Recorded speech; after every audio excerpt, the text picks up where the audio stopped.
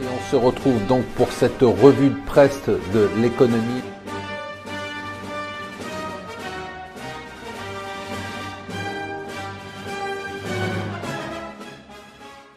Bonjour et bienvenue sur Mon Financier pour la revue de presse de l'Écho. Nous sommes le mardi 4 octobre et ça me rend dingue. Après Nicolas Sarkozy, voilà qu'NKM nous explique, comme tous les autres candidats à la primaire de la droite, que finalement, pour faire des réformes, tenez-vous bien, il faut laisser partir le déficit. C'est-à-dire que ces gars-là ne regardent pas ce qu'ont fait l'Allemagne, toujours pas. Hein.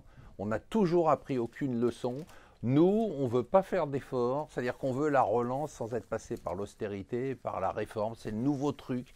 Alors on nous dit, bien sûr, dans tous les autres pays européens aussi, on prône la relance. Oui, mais on prône la relance parce qu'on a fait des sacrifices en Italie, en Espagne, en Grèce, mais nous, on n'a rien fait.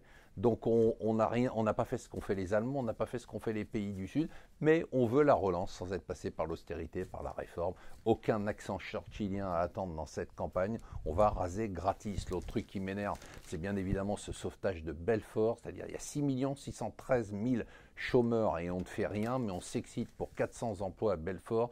On va dépenser une fortune, le plan va être annoncé aujourd'hui, on va mettre des TGV sur des lignes classique et tout ça va passer par l'usine de Belfort, une commande record qui est prévue par l'État pour sauver 400 emplois. 400 emplois sur 6 613 000 chômeurs. Bon, la bonne nouvelle, c'est qu'on va pouvoir gagner un peu d'argent en vendant nos vieux costards et nos vieilles robes et nos vieux iPhones sur Facebook. Et oui, ça y est, c'est Facebook qui va lancer Marketplace, tout simplement.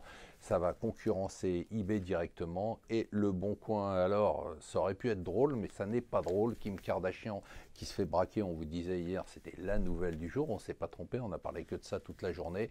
Il faut dire qu'entre ce qui est les Chinois qui se font dépouiller, les attentats, les grèves, les images d'émeutes à Paris, la grève des poubelles, la grève des transports, et maintenant Kim Kardashian et ses 161,3 millions de followers sur les réseaux sociaux. Je peux vous dire que pour Paris, on se prend un bon coup dans la gueule.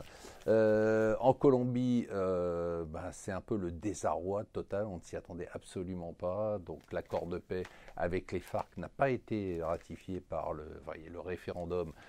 C'est le non qui a gagné, donc voilà le pays qui se retrouve dans une crise politique assez importante et assez inattendue.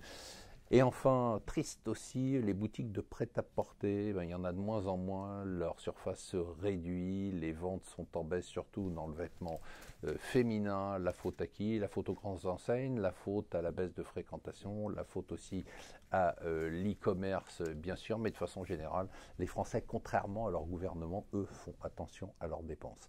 Voilà, restez avec nous sur Mon Financier.